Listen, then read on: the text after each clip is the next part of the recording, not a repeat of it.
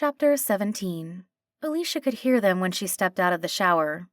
"What do you feel?" Sadar asked.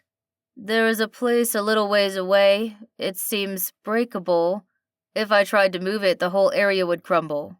Alicia had slipped away to freshen up when they had started their training session. She had turned on the shower water and listened at the door, making sure that Sadar would not try to kidnap her son as soon as her back was turned.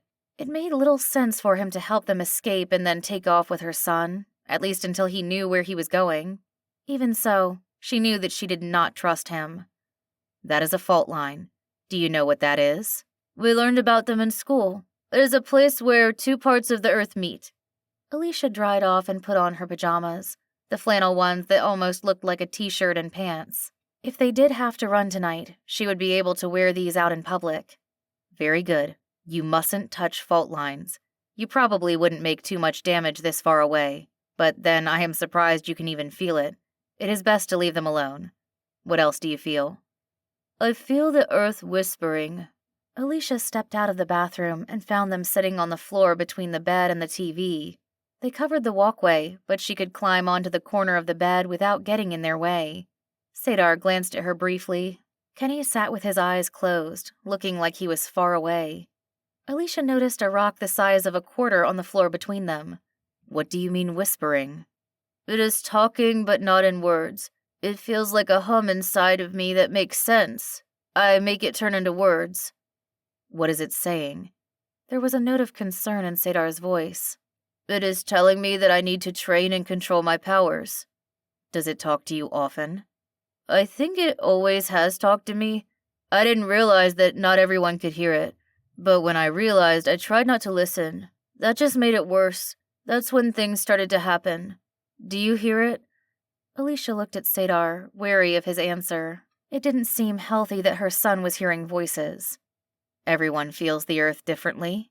Sadar spoke to Alicia as much as Kenny.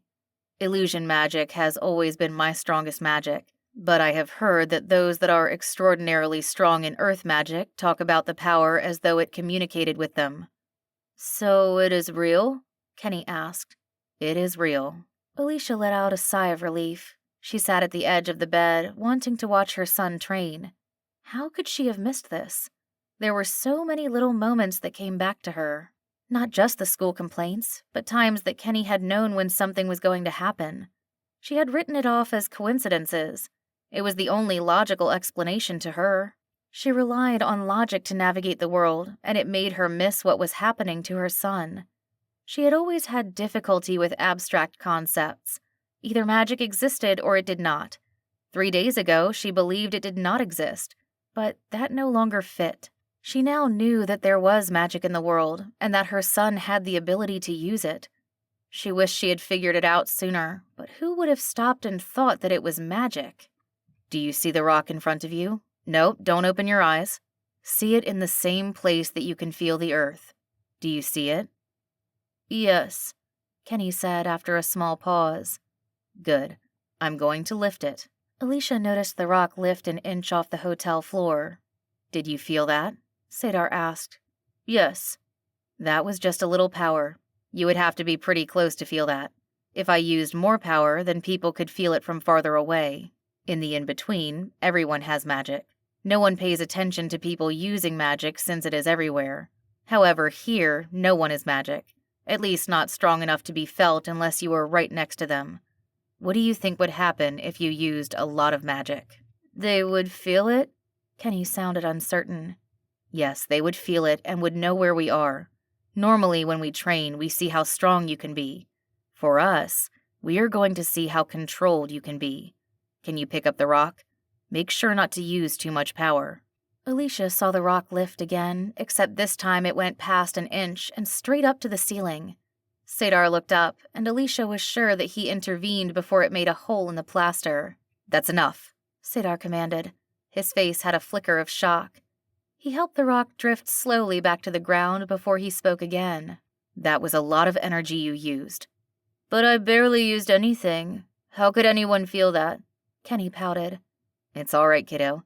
You did well in your first lesson. It is really important not to use any magic until I can teach you what a little magic is.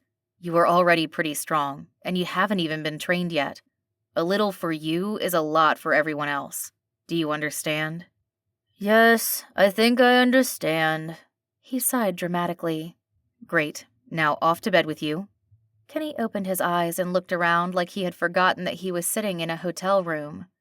I have some pajamas in your bag. Why don't you go change? Alicia said. While Kenny took the pajamas from his mom and went into the bathroom, Alicia watched Sadar. He sat unmoving, staring at the rock on the ground. He was completely unreadable to Alicia, and she wasn't sure how to feel about what she just witnessed.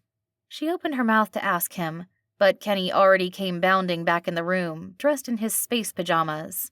He raced over to the bed and jumped on it. I did! He squealed. I'm not so sure. You're going to have to brush them extra good in the morning. How are we supposed to find all the blankets now that you have scattered them all over? I guess I could sleep on the other bed. Ha! You are not going to destroy yet another bed. Alicia bent over him and began to tickle him. My son, the destroyer of beds. She reached over and gathered the blankets as best she could and tucked them around him. Then she leaned down and kissed his forehead. Sleep tight, my little man.